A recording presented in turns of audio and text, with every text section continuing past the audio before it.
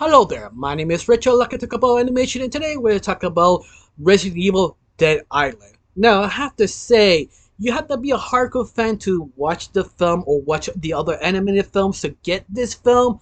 Not really. The animated movies always been sort of choose which one you think is the best one and watch it. You do not need to know the continuity, you don't need to know anything. It's just a fun Resident Evil film.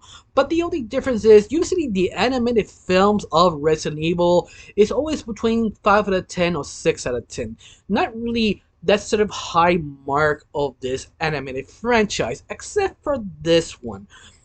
Dead Island actually is the best animated movie of all the Resident Evil sort of mini franchise because it is literally interesting, fun, and a little dumb. I mean, let's face it, there are moments you need to question, like, for example, like Joe Valentine finds a laser beam gun in down the basement of the island. You question yourself, where do you find this laser beam and why it's still there and why it's fully charged?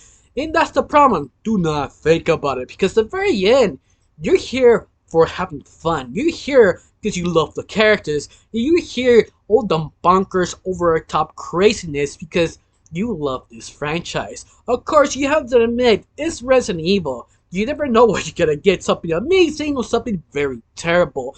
Luckily, this movie is good. Not amazing, but good. Especially how the whole gang unite themselves to finding this sort of Pacific island, finding for the T virus. One of them is trying to figure out where's the scientist is who trying to locate it. The other trying to find an Arco white bitten his face off with a huge mark. But interesting enough, the main villain is sort of connected to the Brennan Corporation, but not the way you think. And this is the one I feel sort of interesting because the main villain is just sort of with pain and suffering because he had to do certain things the event of Raccoon City. He has to be one of those higher soldiers who protect Brecon Corporation and protect one of the board members. The only problem is he was sort of left there with his team and they didn't really got to explain what's actually going on to the last second because his whole team got affected by the T virus. He now had to quarantine. He actually executed all his partners and his best friend. It's the only one who actually survived of the event.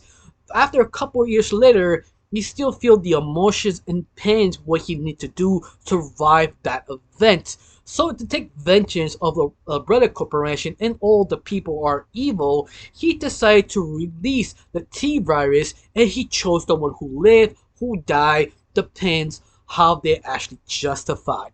But at the same time, you understand his emotion, you understand why he is, but at the same time, the guy is sort of loopy, he kind of crazy, it doesn't really make sense if you actually focus his intent. At the very end, he's just crazy because can't let go of his own guilt, killing his best friend.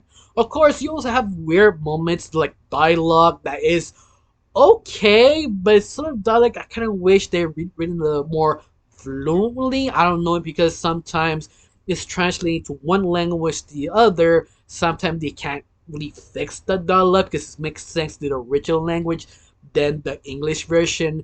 But it's like little nitpicks here and there. It doesn't really ruin the movie because it's a Resident Evil movie. You know what you're getting into, especially all the action because the action is superb. You like that sort of over the top action, but it never feels earned. It never feels sort of out of place. The other animated movies of Resident Evil have that habit of doing over the top action, but sometimes not really working or really doesn't make sense because it's basically not doing the right moment and the right time.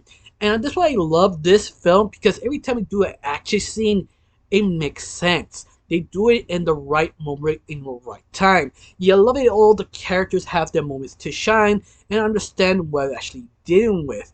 But I love it even more. It does have a little bit of horror. I wish they have more horror because this one lacking a little bit, not enough horror.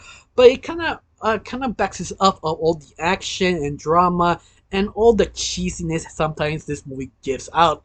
But the very end, it never feels forced, over the top. It feels sort of earned, even for a animated movie of Resident Evil, because I said it before, I said it again.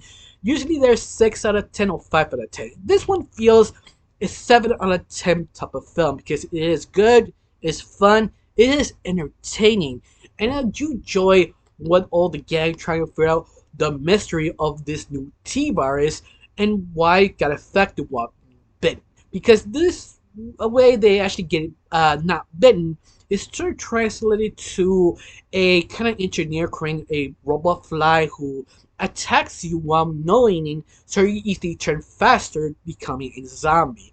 Once again, it's just sort of interesting, fun, and dumb, but you enjoy, especially the last scene, how they fight this huge version of this terrorist, fusing with the orca whale, with the T virus himself. It's just sort of a fun fight, it was interesting.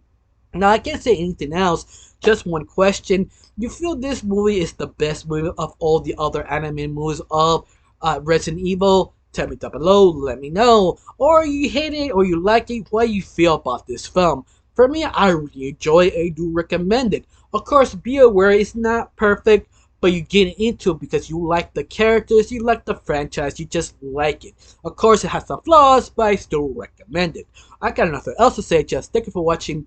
Don't forget to subscribe and have a wonderful day. Bye.